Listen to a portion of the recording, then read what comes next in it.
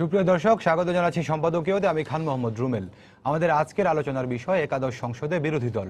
আর এ নিয়ে আলোচনার জন্য আমাদের স্টুডিওতে উপস্থিত আছেন Shamsuzzaman Dudu, vice chairman BNP, আছেন এম এ মান্নান এমপি, প্রতিমন্ত্রী, অর্থ ও পরিকল্পনা মন্ত্রণালয়, এবং barrister Shamim Haider Patwari MP, presidium সদস্য, জাতীয় পার্টি। দর্শক, আপনারাও টেলিফোনে সরাসরি অংশ নিতে পারবেন। এজন্য টেলিভিশনের পর্দায় দেওয়া নম্বরে ফোন করতে হবে। এছাড়া ফেসবুক অথবা SMS এর মাধ্যমে আপনাদের মন্তব্য পাঠাতে পারেন। আলোচনা শুরুর আগে দেখে নেব এখনকার প্রধান শিরোনামগুলো। সৈয়দ আশরাফের মরদেহ এক নজর দেখতে বেইলি রোডের বাসায় নেতাকর্মীদের ভিড়, স্মরণ করলেন প্রয়াত নেতার বর্ণিল কর্মজীবন।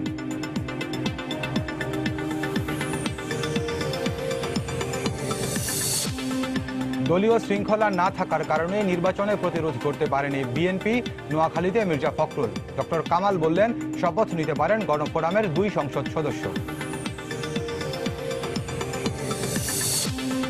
নির্বাচনে ব্যর্থ বিএনপির নালিশই এখন অবলম্বন, মন্তব্য ওবায়দুল কাদেরের। বললেন, নেতাকর্মীরা ঐক্যবদ্ধ থাকার ফলেই আওয়ামী লীগের নিরঙ্কুশ বিজয়।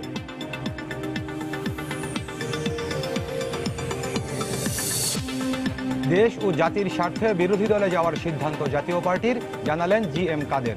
বিরোধী দলীয় চিফ হুইপ রাঙা। একাদশ সংসদে শক্তিশালী ভূমিকার প্রত্যাশা। এবং একাদশ জাতীয় সংসদ নির্বাচনে জামানত হারিয়েছেন 1422 জন। প্রথম অবস্থানে ইসলামী আন্দোলন বাংলাদেশ, পরেই আছে বিএনপি ও জাতীয় পার্টি।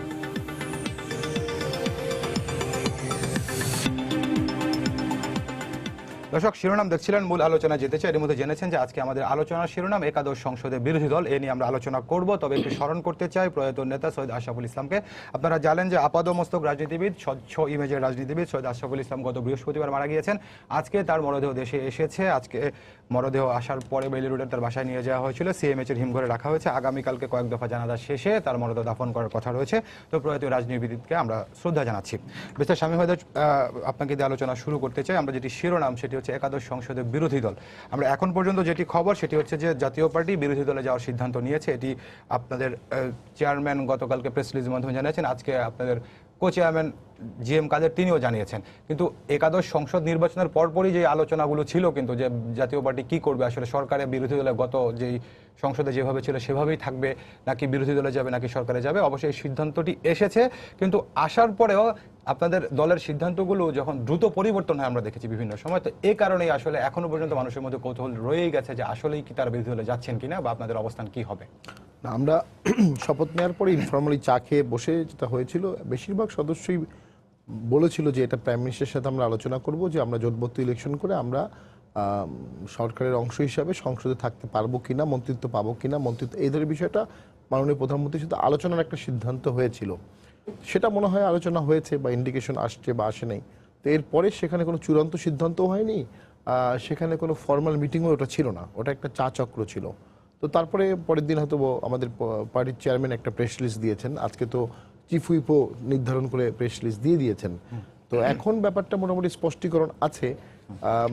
তারপরেও ব্যাপারটা এখন সংসদ বসার পরে অফিসগুলো অ্যালোকেশনের পরে আসলে পুরোপুরি নিশ্চিত হবে। তো আমার মনে হয় বিরোধী দল হিসেবে তো জাতীয় পার্টির এটা সুযোগ। কেন সুযোগ? 18 কোটি লোকের দেশে আমরা সংসদ সদস্য যতজনই হই, আমরা 18 কোটি লোকের কথাগুলো বলতে পারবো। এটা একটা বিশাল সুযোগ। দ্বিতীয় যেটা হচ্ছে, মাননীয় স্পিকার, আমার মনে হয় যদি উনি থেকে থাকেন, আমরা চাবো উনি থেকে থাকুক।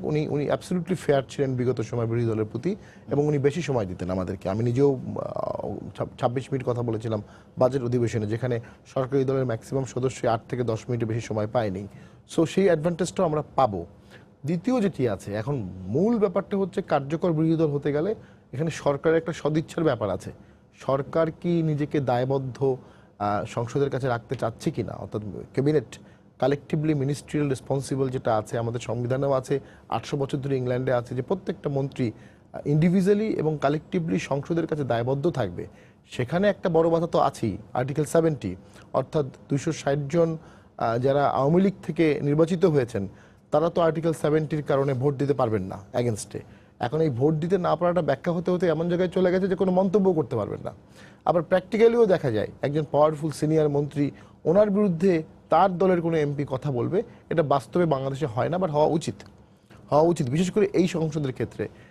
সামনের 5 বছরের চ্যালেঞ্জ হচ্ছে empowering opposition view in parliament and outside parliament, এইটা সরকারকে আমি বলবো সরকারেরই দায়িত্ব বর্তিয়ে গেছে, যেহেতু ল্যান্ডস্লাইড ভিক্টরি সরকার পেয়েছে। কারণ নিজেকে দায়বদ্ধ রাখতে গেলে, জনতার কাছে দায়বদ্ধ, সংসদের কাছে দায়বদ্ধ, অ্যাকাউন্টেবল রাখতে গেলে, সুশাসন নিশ্চিত করতে গেলে আপনার জবাবদিহিতার তো কোনো বিকল্প নেই। এবং জবাবদিহিতার সর্বশ্রেষ্ঠ অধিক্ষেত্র হচ্ছে সংসদ, যেখানে আপনি যা ইচ্ছা তাই বলতে পারবেন, যেখানে কোনো মানহানির মামলা হবে না। তো সেখানে যদি আর্টিকেল 70 এবং অন্যান্য ক্লজ দিয়ে 260 জন সদস্য প্রথমেই মুখ বন্ধ হয়ে যায়, তাহলে বাকি 20-22 জন মিলে এটা খুব কঠিন হবে। তারপরে ব্যাপারটা পার্সন টু পার্সন ভ্যারি করে। আপনি কি ব্যক্তিগতভাবে সেই 70 অনুচ্ছেদের পরিবর্তন আমি তো ডেফিনেটলি মনে করি যে একমাত্র মোশন অফ নো কনফিডেন্স, 70 অনুচ্ছেদের ব্যাকগ্রাউন্ডটা কি আমি জিজ্ঞেস করেছিলাম কনস্টিটিউশনাল ফ্রেমারদের। আমি নিজেও ব্যারিস্টার আমির হোসেন স্যার চেম্বারে ছিলাম 6 বছর, ইভেন কামাল হোসেন স্যারকেও আমি জিজ্ঞেস করেছিলাম যে আপনারা কেন এটা আনলেন। তো বললেন বঙ্গবন্ধুর একটা ভয় ছিল। ভয়টা হচ্ছে পাকিস্তান পিরিয়ডে দেখা যেত সরকার বারবার পড়ে যেত। কেন পড়ে যেত?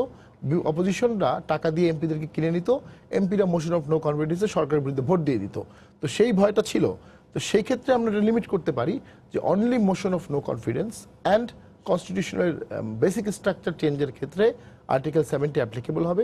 General discussion, general voting, general আইনের ক্ষেত্রে এটা হবে না। এমনটা করে দিলে আমার মনে হয় সংসদটা কার্যকর হবে। পুরো দেশের সুশাসন নির্ভর করছে এই 50-60 জন মন্ত্রী, including prime minister. Prime minister নিজেও কিন্তু সংসদের কাছে দায়বদ্ধ। এই জন্য উনি 30 মিনিট সময় দেওয়া আছে, যে 30 মিনিট তাকে সংসদের প্রশ্নের জবাব দিতে হবে। যদিও আমাদের দেশে এটা আরও ভালোভাবে হওয়া উচিত ছিল। প্র্যাকটিক্যালি যেটা হয়, একটা প্রশ্ন আসে, মাননীয় প্রধানমন্ত্রী একটা প্রশ্নে 20-25 মিনিট ধরে বলেন। বাট ইংল্যান্ডে বা অন্য জায়গায় আমরা দেখেছি 1 মিনিট 2 মিনিটের ছোটো ছোটো অনেকগুলো প্রশ্ন মানে মাননীয় প্রধানমন্ত্রীকে কিন্তু জর্জরিত করা হয় এবং উনি অ্যাকাউন্টেবল, এটাও অ্যাকাউন্টেবল একটা অংশ। তো সেটা আমাদের দেশে করতে পারলে সংখ্যাটা কোনো ম্যাটার না, ব্যক্তিটা ম্যাটার। আমি তো মনে করি বিগত সংসদে বাজেট অধিবেশনগুলো যদি আপনি দেখেন, আমাদের 8-10 জন এমপি যেভাবে করে সরকারের সমালোচনা করেছে, মিডিয়া যেভাবে কভারেজ করেছে, তাতে যে কোনো বিরোধী দলের থেকে সে কাজটা ভালো হয়েছে।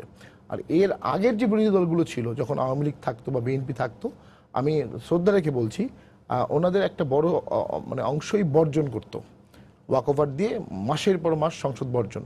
তা আপনি যদি সংসদে নাই থাকেন, তাহলে সংসদকে আপনি কন্ট্রিবিউট করবেন কি? প্রথম জিনিস।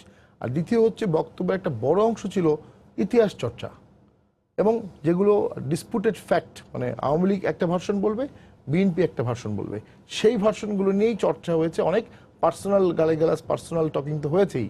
তো সেই পরিবেশটা থেকে কিন্তু এখন গঠনমূলক সমালোচনার সংসদ বিগত সময় সৃষ্টি হয়েছে। হ্যাঁ, কিছু দৃষ্টিকটু বিষয় সেখানে ছিল, অস্বীকার কোনো উপায় নেই যে সেখানে আমাদের 3-4 জন মন্ত্রী ছিল, অনেকে আমাদের হিজড়া বলেছে, অনেকে ক্লিবলিঙ্গ বলেছে, অনেক কিছুই আছে। কিন্তু একথা তো সত্য, কথা বলতে তো আমরা সংসদটা কার্পণ্যবোধ করিনি। জি, আপনাকে ধন্যবাদ। হেমেন্দ্র, আপনার কাছে আসতে চাই। বেস্টার শামীম হায়দার পাটোয়ারি যেটি বলছিলেন যে যেহেতু আওয়ামী লীগের একটি নিরঙ্কুশ বিজয় আছে, 260 জন এমপি আপনাদের আছেন, তো সেই কারণে বিরোধী দলকে কার্যকর করতে সরকারি দলেরও ভূমিকা অনেকটাই আছে তিনি বলছেন। আমরা যদি একটু ফিরে যেতে চাই, এবারে আপনারা যে বিজয় পেয়েছেন, 1973 নির্বাচনে আমরা দেখেছিলাম আওয়ামী লীগ 293টি আসনে বিজয় লাভ করেছিল। তো এর থেকে বড় বিজয় ছিল সেটি। সেই সময় মাত্র 7 জনের একটি বিরোধী দল ছিল, সেটি বিরোধী গ্রুপ। এবং সংসদ বিরোধী দল কারা হবে সেটা আসলে নির্ধারিত করে নাই। কেউ কেউ বললেন যে 8%, 10%, বা আমরা দেখেছিলাম সেই 73-এর কথা যদি বলি, যে বঙ্গবন্ধুর একটি উদ্ধৃতি এরকম গণমাধ্যমে আমরা দেখেছি যে কমপক্ষে 25 জন সংসদ সদস্য লাগবে। তো এইসব ধারাবাহিকতায় এবার যে বিরোধী দলটি হতে যাচ্ছে জাতীয় পার্টি, এখন পর্যন্ত সিদ্ধান্ত, সেখানে সরকারি দল হিসেবে আপনাদের কতটুকু ভূমিকা রাখার সুযোগ আছে আপনি মনে করেন? ধন্যবাদ। সংখ্যা নিয়ে অবশ্য আমি নিজে অবহিত নই। আপনি যেটা বললেন, কোনো উল্লেখ নেই কোথাও। পার্লামেন্টারি বক্তৃতাতে যেটা ধরা হয়, বিরোধী দল নির্বাচনের সময় বিরোধী দল থাকে, এরা বিরোধী দল। এবং আমাদের এখানে তাই হয়েছিল। আমরা ধরে নিয়েছিলাম যে ঐক্য ফ্রন্ট নামে যে একটা মোর্চা ছিল, তারাই বিরোধী দল, প্রধান বিরোধী দল হবে। এক্স্যাক্টলি তাই হওয়ার কথা, প্রত্যাশিত ছিল এটা। এবং যে কোনো কারণে হোক সেটা বিস্তারিত আলোচনা করা যাবে, বাট জনগণ সেটা গ্রহণ করে, জনগণ সেটাকে প্রত্যাখ্যান করেছে। তারা যে ভূমিকা হতে পারতো যে নিয়ম মতো, এটা তারা আর পাওয়ার কোনো পথই নাই, যেহেতু তাদেরকে ডিস্ট্রিবিউটেড বলতে গেলে মাত্র 5 জনের 7 জন পাশ করে। এক্ষেত্রে একটা প্রশ্ন আছে, বিরোধী দল তারা কে হবে? ওয়েল, যেহেতু যাদের উপরে একটা ছিল, ধারণা ছিল, সেটা যেহেতু এলিমিনেট হয়ে গেছে, এখন যারা আছে বড় গ্রুপ, সংখ্যা নিয়ে বলছি না, ভিজিবলি বড় গ্রুপ, সেই গ্রুপই তো হওয়ার কথা বলে লজিক্যালি মনে করি। সেটার সংখ্যাটা যথেষ্ট কিনা এই তরকে আমি যাব না। তো ভিজিবলি বড় গ্রুপ আছে, তারা এই রোল প্লে করতে পারে।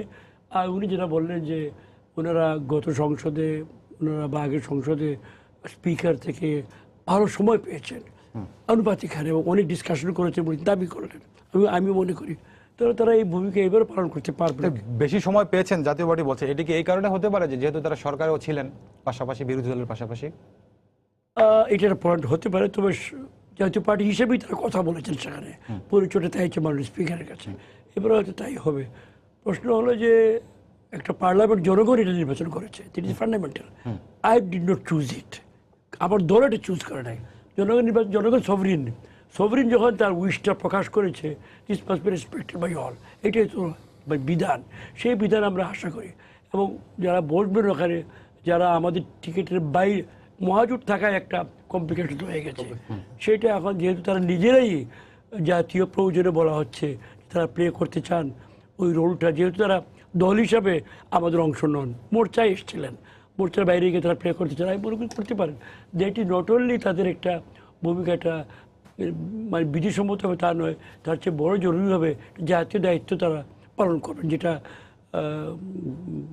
জনাব পাটোয়ারি বললেন যে 16 কোটি মানুষের দেশে আমরা তাদের জন্য ভয়েস হব, ভেরি অনারেবল একটা কাজ, সেই কাজটা তারা করবেন ভালো করে। সুতরাং আমি নিরাশ নই, কারণ সবচেয়ে বড় কথাটা বলতে চাই, জনগণ নির্ধারণ করেছে এটা, আমরা কাউকে এলিমিনেট করিনি। ডিউ প্রসেসে, গণতান্ত্রিক প্রসেসে তারা এলিমিনেটেড হয়ে গেছে, এখন তাদেরও উচিত হবে যেটুকু আছে সেটাকে কুড়িয়ে তুলে নিয়ে যে কয়েকজন নির্বাচিত হয়েছেন, 5 জন বোধ হয়, বিএনপি থেকে 5 জন, 5 জন আর 2 থেকে 7 জন, 7 জন, আর ওনাদের 20-22 জন ছিলেন, 30-32 জন 35 জন হয় মিলে মোটামুটি একটা স্মল হলে ভিজিবল একটা গ্রুপ হতে পারতো। আর তারা তাদের দায়িত্ব পালন করবে কি না তাদের ব্যাপার, তো জনগণ এটা আশা করে না। যারা তাদেরকে ভোট দিয়েছে তারা মনে করেছে তারা বসবে, আমাকে আমার এলাকার লোকেরা ভোট দিয়েছে, আমি কী হবে না হবো পরের কথা, তারা জানে যে আমি সংসদে তাদের পক্ষে কথা বলবো, তো আমাকে দেখতে চাই গ্যালারিতে, সংসদের বেঞ্চে, সেটা না করে যদি আমি পালিয়ে বেড়াই এটা সেটা বলে, দ্যাট ইজ নট অ্যাকসেপ্টেড। জি ধন্যবাদ আপনাকে। শান্তচন্দ্র, আপনার কাছে আসতে চাই, সেটি হচ্ছে যে বিএনপি থেকে 5 জন এবং গণফোরাম থেকে অর্থাৎ জাতীয় ঐক্যফ্রন্ট থেকে মোট 7 জন নির্বাচিত হয়েছেন আপনারা। তো আপনাদের যে সিদ্ধান্ত ছিল যে ঐক্যফ্রন্টের কেউই শপথ নেবেন না, এরকমটা আমরা জেনেছিলাম। তো পরবর্তীতে আজকে ডক্টর কামাল এর যে উদ্ধৃতিটি আমরা দেখলাম, যেটা আমাদের নিউজও হয়েছে, যে গণফোরামের 2 জন সংসদ সদস্য তারা নিতে পারেন। তো বিএনপি আপনাদেরকে যে 5টি আসনে আপনারা নির্বাচিত হয়েছেন, ওই 5টি আসনের জনগণ তো আপনাদেরকে তাদের প্রতিনিধিত্ব করবেন বলেই নির্বাচিত করেছিল। তো আপনারা যদি শপথ না নেন, সংসদে না যান, তাহলে এই যে আসনগুলো থেকে নির্বাচিত হয়েছিলেন সেই আসনের জনগণের আকাঙ্ক্ষার প্রতিফলনটা ছিল কি দাঁড়ায়? জি, আপনাকে ধন্যবাদ। আপনার অনুষ্ঠানের মধ্যে দিয়ে আল্লাহ রাব্বুল আলামিনকে আমি কৃতজ্ঞতা জানাই যে আল্লাহ রাব্বুল আলামিন আমাকে 2018 সালের নির্বাচনটা দেখার জন্য বাঁচিয়ে রাখছিলেন। আমি 71 সালের মুক্তিযুদ্ধ দেখেছি, অংশগ্রহণ করেছি। আমি 73 সালের নির্বাচন দেখেছি, ধারাবাহিকভাবে অনেক ঘটনা দেখেছি। সর্বশেষ আছে 2018 সালের নির্বাচন। অশেষ কৃতজ্ঞতা আমার সৃষ্টিকর্তার কাছে। এই নির্বাচন না দেখলে হয়তো আল্লাহর মুখোমুখি হলে কি প্রশ্ন জবাব দিতাম যে তুমি কোন দেশ থেকে আসলা, কি দেখলা, কি করলা। যেখানে সরকার গঠন করার কথা বিএনপির, জাতীয় ঐক্যফ্রন্টের, সেখানে এখানে এসে শুনছি যে আমরা বিলুপ্তির দিকে এগিয়ে যাচ্ছে। যদি পুলিশ একসময় মুক্তিযুদ্ধ করেছিল, তাদেরকে এমনভাবে ব্যবহার করা যায়, এটা না দেখলে বোঝা কঠিন। ইলেকশনের আগের দিন ইলেকশন হয়ে যায়, এটা না দেখলে বোঝা কঠিন ছিল। প্রশাসন এই ধরনের ভূমিকা পালন করতে পারে, এ না দেখলে বিশ্বাস করা খুব কঠিন ছিল।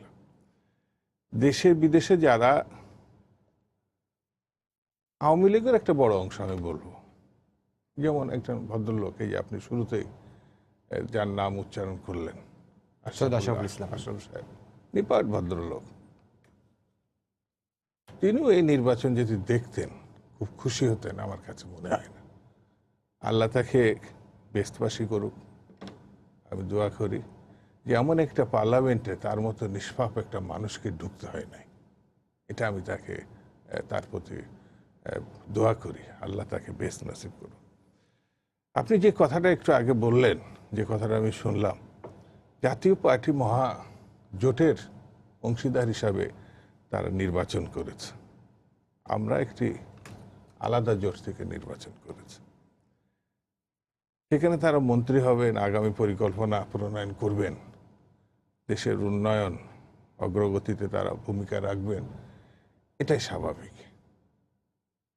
তারা জোটভুক্ত হয়ে নির্বাচন করেছে। এখন তারা যেহেতু জোট থেকে বেরিয়ে আলাদা ভূমিকা রাখতে চায়, অথবা জোটের সিদ্ধান্তের কারণে তারা আলাদা ভূমিকা রাখতে চায়, এটা একেবারেই একটা দলীয় সিদ্ধান্তের ব্যাপার। এই ব্যাপারে আমার বক্তব্য নেই। এবং ওই দলের ভূমিকা কি হবে, কে বিরোধী দলের নেতা হবেন, উপনেতা হবেন, চিফ হুইপ হবেন, সেটাও সেই তাদের ব্যাপার। কিন্তু আমি বলছিলাম আপনাদের বিএনপির যে 5 জন, আমি যে কথাটা মনে করতে চাই যে এটা যে ভাগাভাগির নির্বাচন, সেটা হচ্ছে এই বিভক্তি, এই সিদ্ধান্তটা প্রমাণ করে। একসঙ্গে নির্বাচন করলাম কিন্তু একসঙ্গে আমরা থাকবো না, এটা ভাগাভাগি করে বিরোধী দল হব। বেশ কিছু আসনে কিন্তু জাতীয় পার্টি উন্মুক্ত করেছে, নৌকার প্রতিদ্বন্দ্বিতা করেছে, জাতীয় পার্টি প্রতিদ্বন্দ্বিতা করেছে, বা লাঙ্গল নিয়ে তার প্রতিদ্বন্দ্বিতা করেছে। তাতে এটা প্রমাণ হয়নি যে তারা বলে নাই যে কোনো কারণে যদি জাতীয় ঐক্যফ্রন্ট এই সংখ্যা এই পায় তাহলে আমরা বিরোধী দল হব। তারা সরকারের সঙ্গে থেকে এবং নির্বাচনে আগেও বলেছে যে বিএনপি যদি নির্বাচনে আসে তাহলে আমরা সরকারের সঙ্গে মহাজোটে থাকব। তারা যদি বলতো ঐক্যফ্রন্ট যদি এসে যায় এবং তারা যদি কম সিট পায় তাহলে আমরা আবার বিরোধী দলে চলে যাব, তাহলেও একটা কথার ভিত্তি থাকতো। ওই কথা তারা বলে নাই, সেই জন্য এই জিনিসটা করেনি। আর এই নির্বাচনে আওয়ামী লীগ, মাননীয় প্রধানমন্ত্রী, পুলিশ, প্রশাসন, এরা যাকে ছেড়ে দিয়েছে, যাকে মন্ত্রী মানে এমপি হওয়ার, সেই এমপি হয়েছে। কিন্তু এখানে আপনাদের পক্ষ আলাদা থেকে জাতীয় ঐক্যফ্রন্টের শীর্ষ নেতা ডক্টর কামাল হোসেন বলেছিলেন ভোটের আগে আপনাদের নেতাকর্মীদেরকে ভোট কেন্দ্র পাহারা দেওয়ার কথা বলেছিলেন। দলের মহাসচিব তিনিও বলেছিলেন ভোট কেন্দ্র পাহারা দেওয়ার কথা, কিন্তু আপনাদের নেতাকর্মীদেরকে তো দেখা যায়নি। এটা তো বললাম, মানে আল্লাহ রাব্বুল আলামিনের কাছে আমি সবিশেষ কৃতজ্ঞ। এটা তো বারবার বলছি, আপনি যদি ওই গ্রাম অঞ্চলে একটা ভোট কেন্দ্রে যেতেন, এই কোট, এই শার্ট আর এই প্যান্ট পরে ঢাকা শহরে ফেরত আসতে পারতেন, এইটা আপনি মনে করেন না। এর বেশি কিছু বলবো না। আচ্ছা, আপনি যদি সারা দেশে ঘুরতেন তাহলে বুঝতে পারতেন ভোট কেমন হয়েছে, কি ধরনের হয়েছে। আমি তো একটা কথা তো বললাম, যে পদটা ছেড়ে দেওয়া হয়েছে যাকে, সেই শুধু এমপি এখানে এসছে, জি, এটি এখানে বোঝা গেছে। নির্বাচনের সঙ্গে কোনো সম্পর্ক নেই। আপনাকে যে প্রশ্নটি করেছে যে 5 জন সংসদ সদস্য বিএনপি থেকে নির্বাচিত হয়েছিলেন, তো তারা যদি শপথ না নেন তাহলে যে ভোটাররা তাদেরকে নির্বাচিত করেছিলেন তাদের আকাঙ্ক্ষার প্রতিফলনটা কোথায়? আমি তো ভাই বারবার বলছি, এখানে নির্বাচনের ব্যাপার নাই। আচ্ছা, এখানে ছেড়ে দিছে, তারা এমপি হয়েছে, সেখানে জনগণ তাদের ভোট দিচ্ছে, জনগণের সঙ্গে এই নির্বাচনে কোনো সম্পর্ক বিএনপির 5 জন জনগণের ভোটে হয় কোনো, শুধু বিএনপি না ভাই, 300 আসনে কোনো সম্পর্ক নাই। জি। এরপর আপনি আলোচনা করেন। জি, ধন্যবাদ আপনাকে। স্বামী আমাদের বাটে আপনার কাছে আবার আসতে চাই। এর আগে আপনি কথা বলছিলেন যে পুরোপুরি নিশ্চিত হওয়া যাবে অ্যালোকেশনের পর জাতীয় পার্টি বিরোধী দলে যাবে কিনা। তো এর আগে আমরা দেখেছিলাম আপনারা যখন সরকারে ছিলেন, 3 জন মন্ত্রী ছিলেন জাতীয় পার্টির, তখন আপনাদের দলের চেয়ারম্যান তিনি বারবার আহ্বান জানিয়েছিলেন পদত্যাগ করার জন্য, মন্ত্রীদেরকে পদত্যাগ করেননি। প্রধানমন্ত্রীর হস্তক্ষেপ পর্যন্ত চাওয়া হয়েছিল জাতীয় পার্টি থেকে এই মন্ত্রীদের পদত্যাগ করার জন্য, করেনি। তো এবারও কি আসলে তেমনটা হওয়ার সম্ভাবনা আছে কিনা? না, এবার জিনিসটা এত ওরকম হবে না। আর একটা ব্যাপার হচ্ছে 3 জন মন্ত্রী, এটা আমি বলবো দৃষ্টিকটু, এটা আমি নিজেও বলেছি, কিন্তু এটা এক ধরনের ব্যত্যয়, মানে ট্রেডিশনাল পার্লামেন্টারি সিস্টেমের স্লাইড ব্যত্যয়। এর থেকে অনেক বড় বড় ব্যত্যয় নিয়ে বাংলাদেশ চলে আসতেছে, খুব সমস্যা হয়নি। আমি নিজেও এমপি হওয়ার পরে মার্চ মাসে খুব কিউরিয়াস ছিলাম যে ওনারা ভোটিংয়ে কি করেন, তো মানে বা সরকারের বিরুদ্ধে বক্তব্য দেন কিনা। কারণ যারা মন্ত্রী হবেন তারা by reason of confidentiality and collectivity তারা ক্যাবিনেটের বিরুদ্ধে কোনো কথা পাবলিকলি সংসদে বা সংসদের বাইরে বলতে পারবেন না। আবার দলের সদস্য হওয়ার কারণে দলের বিরুদ্ধে কোনো ভোট কিন্তু ওনারা দিতে পারবেন না বিকজ অফ আর্টিকেল 70। এটার সমন্বয়টা কীভাবে হচ্ছিল আমি দেখছিলাম, সমন্বয় হয়ে গেছে, ওটা খুব একটা প্রবলেম হয় নাই। আর 3 জন কথা বলেনি, বাকিরা তো কথা বলেছে। আমরা সরকারে ছিলাম মানে কি, আমাদের 3 জন ব্যক্তি মন্ত্রী ছিল, বাকি যে আমাদের 36-37 জন, তাদের তো আর কোনো কথা বলতে বাধ্যবাধকতা ছিল না। এটা একটা এক্সেপশন, কিন্তু এটা এমন কোনো এক্সেপশন না যেটা পার্লামেন্টারি সিস্টেমকে টোটাল ডিসরাপ্ট করে দিয়েছে, দেশের অপারেশনকে ডিসরাপ্ট করে দিয়েছে। আর এটাও বলবো মন্ত্রী হিসেবে ওই 3 জন যথেষ্ট সফল। আনিসুল ইসলাম মাহমুদ তো খুব নাম করা মন্ত্রী, আজকে থেকে না, বহু আগে থেকে। যেটা হয়েছে, এখন আমরা মহাজোটে ছিলাম, অস্বীকার কোনো উপায় নেই। এখন ভোটের ফলাফলের পরে প্রেক্ষাপট তো চেঞ্জ হয়ে গেছে, আর জোটটাও তো ছিল নির্বাচন কেন্দ্রিক জোট।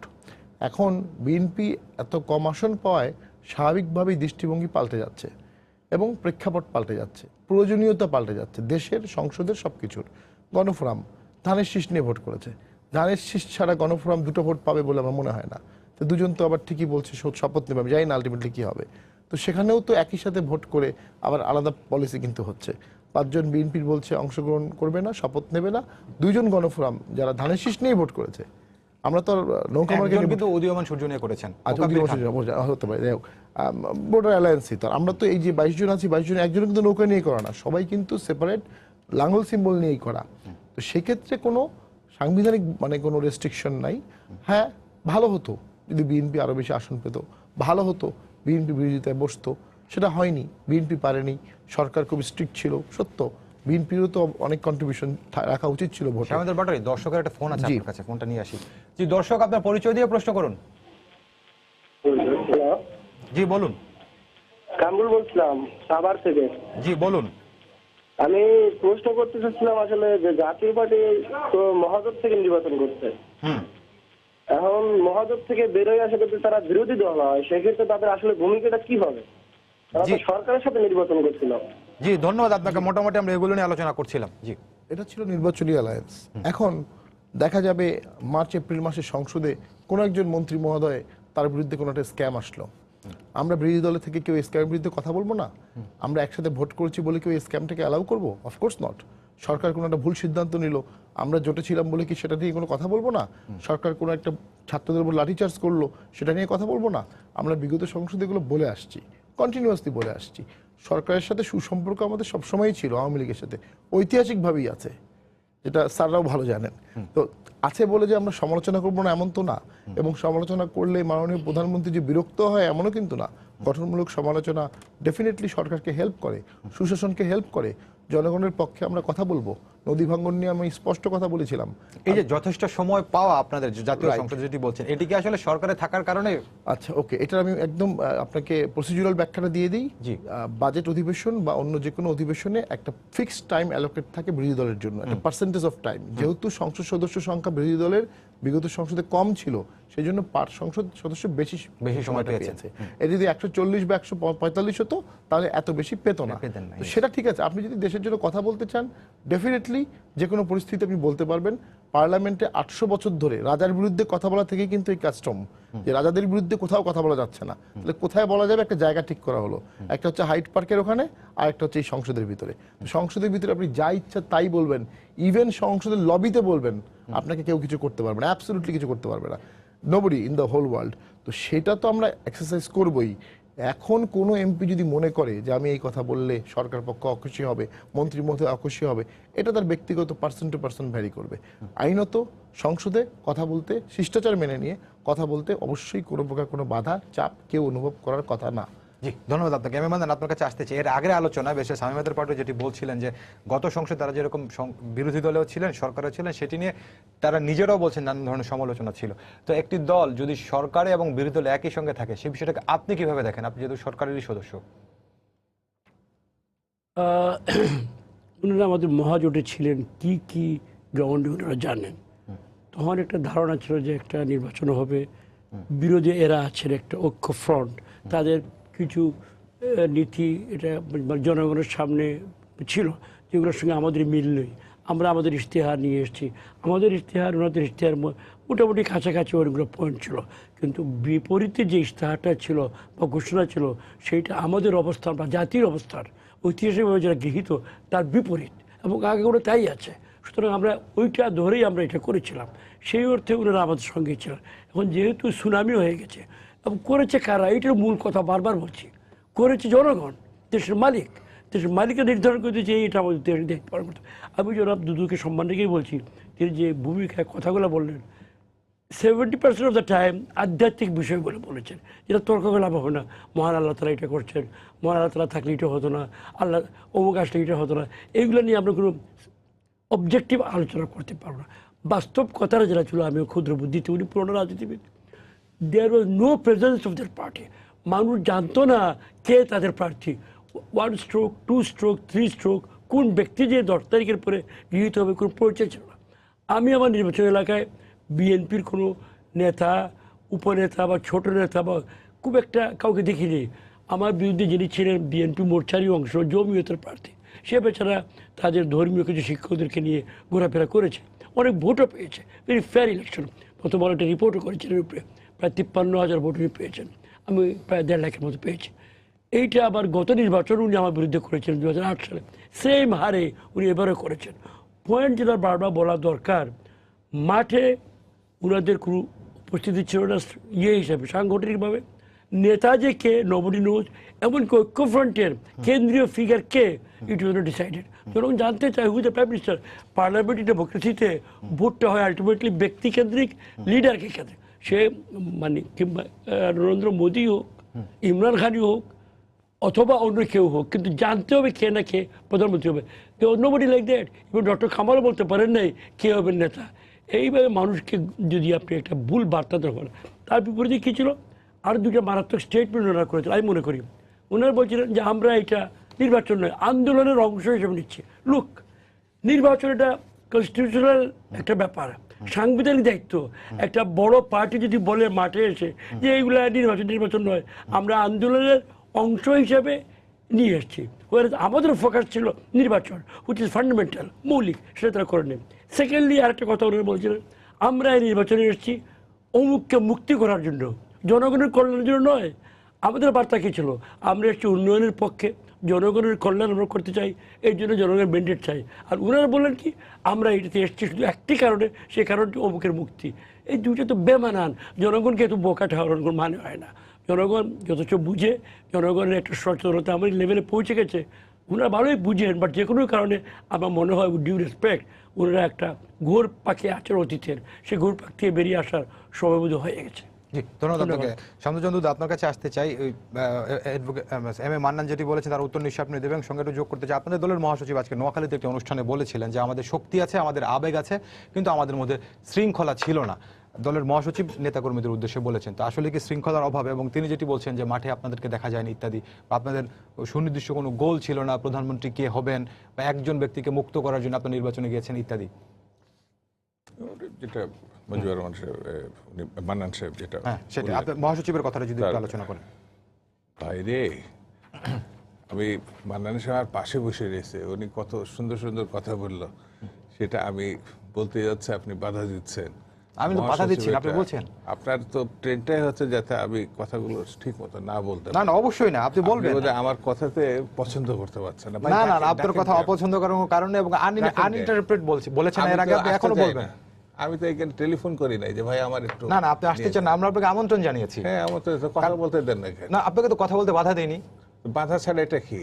আমি তো, মান্নান সাহেব আমাদের প্রিয় ব্যক্তি, চমৎকার কথা বলছে, তার কথাটা একটু উচ্চারণ করবো। আপনি কি তারকে পছন্দ করেন না? না না, কাউকে অপছন্দ করার কোনো কারণ নেই তো। তাহলে আপনি মান্নান সাহেব থেকে আপনি মহাসচিবের দিকে নিয়ে যাচ্ছেন কেন? মান্নান সাহেবের, আমি বলেছি আপনাকে মান্নান সাহেবের কথার উত্তর নিশ্চয়ই আপনি দিবেন, সঙ্গে এই বিষয়টা একটু যোগ করে নেবেন, শুধু সেটাই বলেছি আপনাকে। মান্নান সাহেবের কথা বলছি, শোনেন। জি বলুন। তারপরে যদি একটু শুনতে ইচ্ছা করে আবার বলবেন। বলবেন, আপনি যতক্ষণ ইচ্ছা বলুন। মাঝে ফট করে ঢুকে পড়েন কেন? আর আমি তো আপনাকে প্রশ্ন করবই। না না, অবশ্যই করবে যদি প্রয়োজন থাকে। জি বলুন। আপনি মান্নান সাহেবের কথা একটু জবাব দেন। এই কথা বলে আবার চলে গেলেন আরেকটা। আপনি যে আওয়ামী লীগ করেন এটা আমি বুঝতে পারছি। না, আওয়ামী লীগ বিএনপি কোনো কিছু আমরা করি না, সেই অবস্থান আমি এখানে নিয়ে বসিনি। এটা আপনার আচরণ আমি বুঝতে পারছি।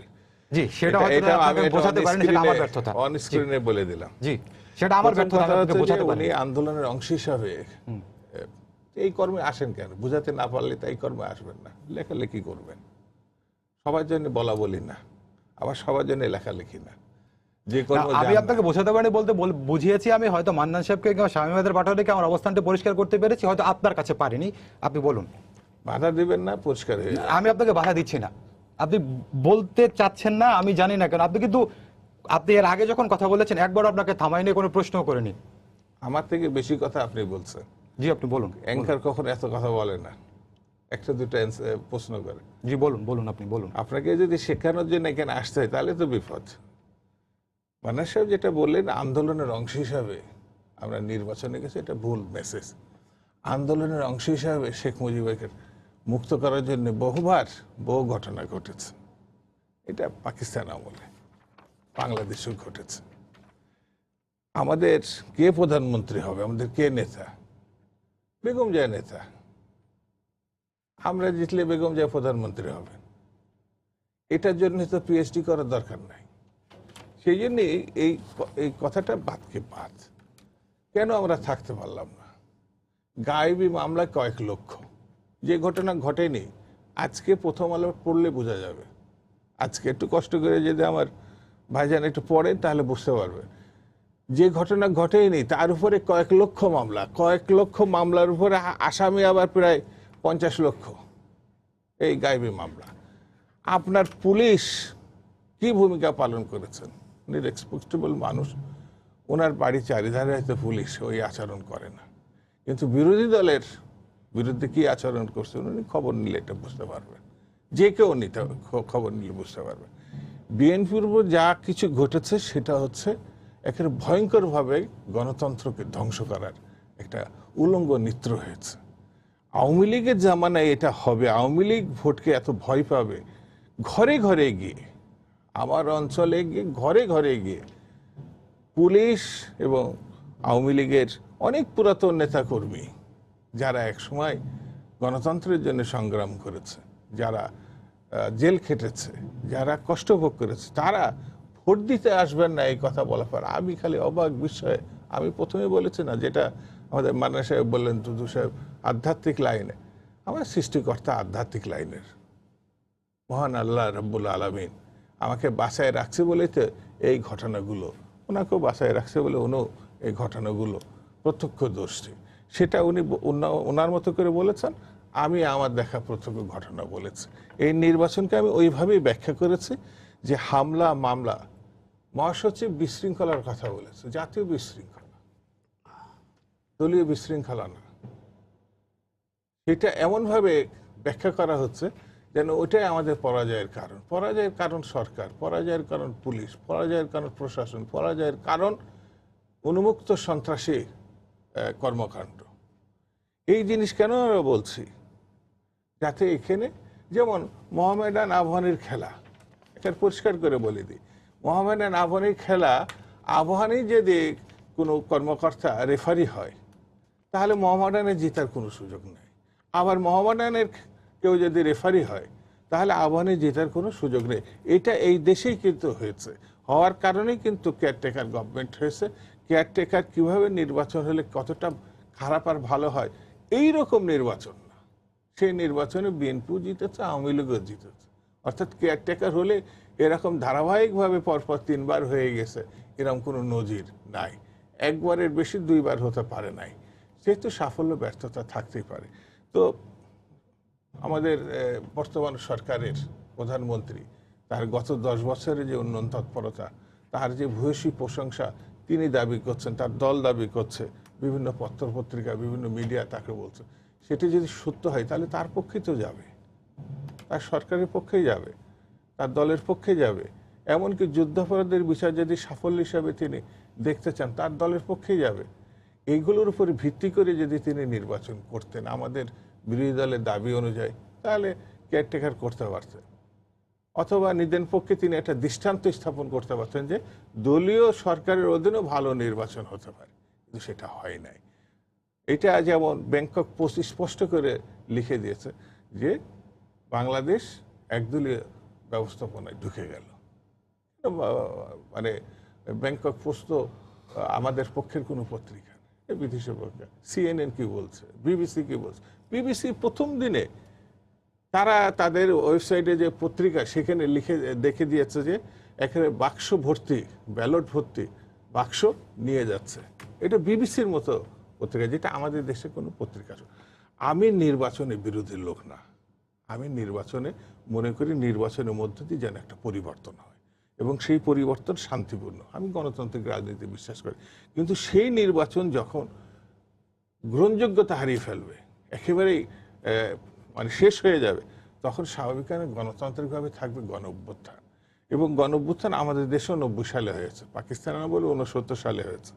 সেটি একটি দেশের জন্য খুব গৌরবের, আমি বলবো না, কারণ যে কোনো আন্দোলনই মানুষ কোনো না কোনোভাবে ক্ষতিগ্রস্ত হয়, লাভবান হয়তো জাতিগতভাবে একটা ইস্যুতে হয়, কিন্তু যখনই আন্দোলন হয় সেখানে খেটে খাওয়া মানুষের জন্য, কৃষক, শ্রমিক, মেহনতি মানুষ কোনো না কোনোভাবে ক্ষতিগ্রস্ত হয়। লাভবানের সংখ্যা আমি যেটা ব্যাখ্যা করতে চায় সেটা ওই গণতন্ত্র লাভবান হয়। সেই জন্যে নির্বাচনী ব্যবস্থার থেকে আমাদের সরে যাওয়াটা, আমি এখনো মনে করি এই গভর্নমেন্ট যেহেতু উদ্যোগ নিয়ে আরেকটি ভালো নির্বাচনের মধ্য দিয়ে গণতন্ত্রে ফিরতে পারে, সেটি কালকে পরশু 1 বছর 6 মাস আমাদের যে দায়িত্বশীল নেতারা আছে, পার্লামেন্টে আছে, যারা যেভাবে গেছে, এরা যদি এই ভূমিকাটা রাখতে পারে তাহলে আমি বলবো যে একটা ভালোর দিকে আমরা যাচ্ছি। জি, ধন্যবাদ আপনাকে। আর শেষ প্রশ্ন আপনাকে করতে চাই, এই নির্বাচনে আপনারা বিএনপির পক্ষ থেকে আপনার কোনো আত্মসমালোচনার কোনো কিছু দেখেন? অবশ্যই দেখি। জি, আমি মনে করি যে কোনো একটা কাজ করলে তার সাফল্য এবং ব্যর্থতা উভয়টি যদি দলগতভাবে এবং ব্যক্তিগতভাবে তারা তাদের নিজের অবস্থানে বসে, যে কোনো পার্টি, এটা বিরোধী দল, এটা সরকারি দল বা যে কোনো সংস্থা, যদি তারা চুলছাড়া বিশ্লেষণ করতে পারে তাহলে স্বাভাবিক কারণে ব্যর্থতাগুলো তাদের সামনে চলে আসবে, আর সাফল্যগুলো সেটাও বেরিয়ে আসবে। সেই ব্যর্থতার থেকে তারা আবার নতুন উদ্যমে সিদ্ধান্ত নিয়ে সামনে এগোতে পারবে। সাফল্যগুলো তারা তাদের জন্য পথে চলার পাথর হিসাবে থাকে। ধন্যবাদ আপনাকে। শামীম হায়দার পাটোয়ারী, যেটি হচ্ছে শামসুজ্জামান দুদু যে অভিযোগ করছেন, তো আমরা দেখেছিলাম যে আপনারা মহাজোটের বাইরেও বেশ কিছু আসনে জাতীয় পার্টি উন্মুক্ত ছিল, অর্থাৎ আওয়ামী লীগের প্রার্থী ছিল, জাতীয় পার্টিও ছিল, তো সেই আসনগুলোতে আপনাদের অভিজ্ঞতা কেমন ছিল? না, একটা তো আমরা জয়লাভ করেছি। আর না, শামসুজ্জামান দুদু যেটি বলছেন যে দাঁড়াতে দেওয়া হয়নি বিরোধী দল তাদের এটা প্রার্থী সমর্থকদেরকে। একেবারে হয়নি আমি এটা বলবো না, আবার একেবারেই তো সব জায়গায় হয়েছে এমনটা আমি বলবো না। আমার আসনে যিনি অপোজিশন ছিলেন, উনি জামাতের নেতা ছিলেন, জামাতে উনি 67,000 ভোট পেয়েছেন। আমার পাশের আসন, জাস্ট আমার বর্ডার পীরগাছায়, সেখানে বিএনপি ভোট পেয়েছে 1,03,000। গাইবান্ধা সদরে বিএনপি ভোট পেয়েছে 68,000। আমি জয় পরাজয়টা পরে বলছি। আবার এদের থেকে অনেক বড় মাপের নেতা, সাবেক মন্ত্রী, 3-4 বারের এমপি, বর্ষিয়ান শক্তিশালী মাঠের ভিত্তির নেতা বিএনপির 3,000 ভোট পেয়েছে। এটা কি করে সম্ভব?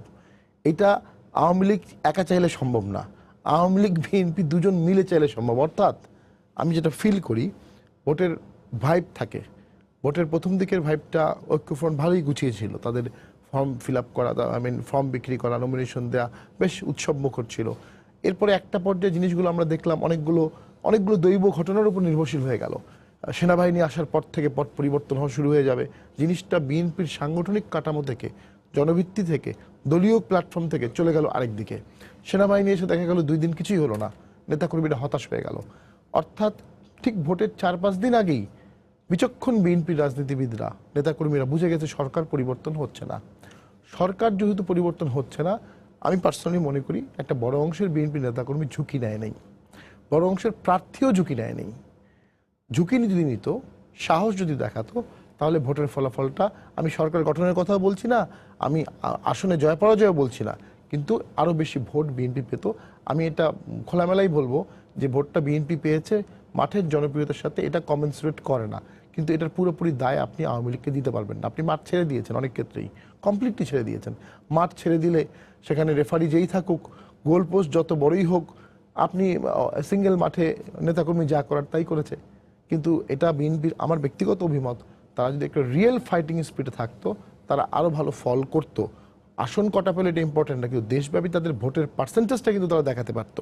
সূত্রপাত তো কিছু একটা, এই সূত্রপাতটা কেন বিএনপি করলো না, এটা কৌশলগত কারণে করলো না নাকি বাধ্য হয়ে করলো না, এটা আমি জানি না। সেকেন্ড যেটা আছে, আমি বিএনপিকে অ্যাডভাইস করার যোগ্যতা রাখি না, আমি অনেক জুনিয়র পলিটিশিয়ান। ওনাদের 5 জন এমপি আমি মনে করি শপথ নিয়ে সংসদে যাওয়া উচিত, অন্তত একটা কারণে। এক, নির্বাচন নিয়ে তাদের যে অভিযোগগুলো, এগুলো তারা সংসদে বলতে পারবে, কেউ বাধা দিতে পারবে না। 2, তারা সংসদে গিয়ে তাদের নেত্রী খালেদা জিয়ার মুক্তি যেতে পারবে। আমি মনে করি সেটা তাদের প্রাইম কনসার্ন হওয়া উচিত।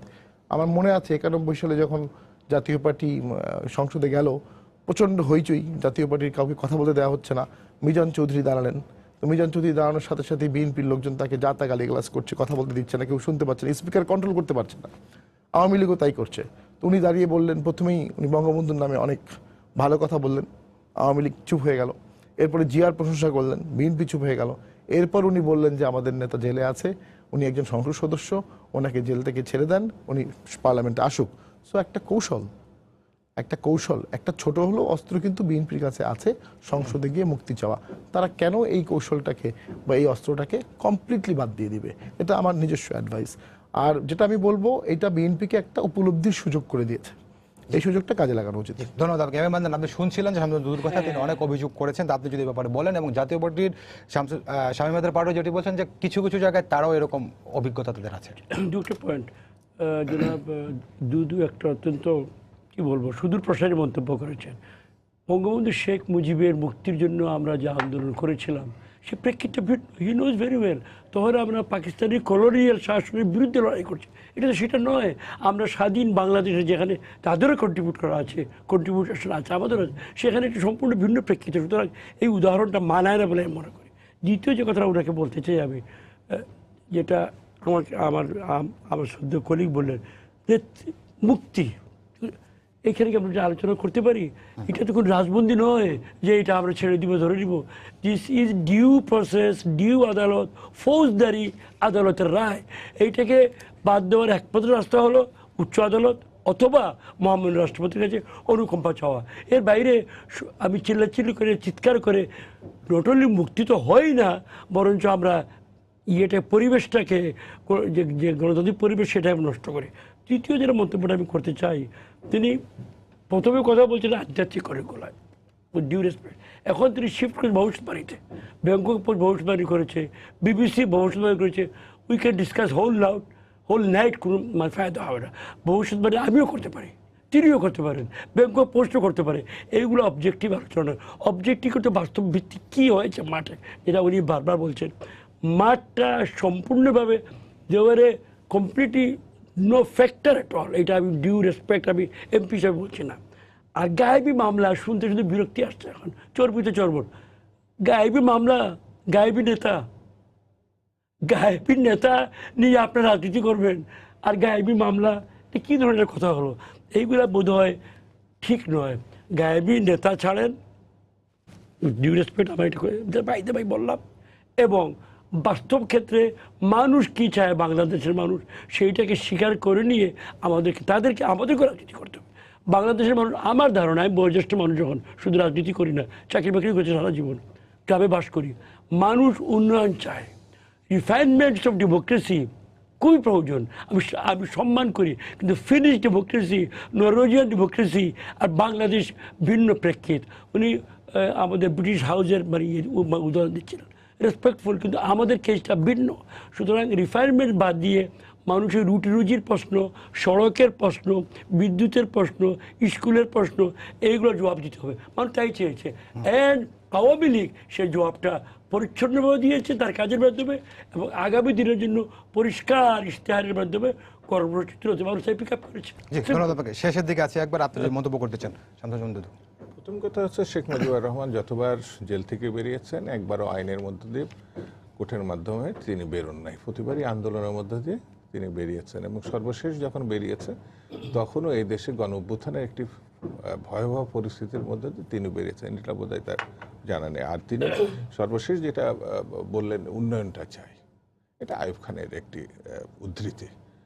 উনি বেসিক ডেমোক্রেসি পছন্দ করতেন না, সার্বজনীন ভোটাধিকারটা উনি পছন্দ করতেন না। উনি সবসময় উন্নয়ন, রাস্তাঘাট, মন্দির, মসজিদ, এগুলোকে তিনি ক্ষমতায় থাকার কাজ বলে মনে করতেন, যেটা মান্নান সাহেব বলছেন। তো এটা যখন ক্ষমতার যে যখন চেয়ারে বসে থাকে, আসলে উন্নয়ন তাকে পেয়ে বসে, কিন্তু গণতন্ত্রই হচ্ছে শেষ কথা। গণতন্ত্র ছাড়া বাংলাদেশ আসলে। শামসুজ্জামান দুদু, এম এ মান্নান, শামীম হায়দার পাটোয়ার, তিনজনকে অসংখ্য ধন্যবাদ। সবাইকে ধন্যবাদ জানিয়ে শেষ করছি আজকের সম্পাদকীয়। আগামীকাল আবারও দেখা হবে রাত 10টায়। দেখার আমন্ত্রণ রইল। শুভরাত্রি।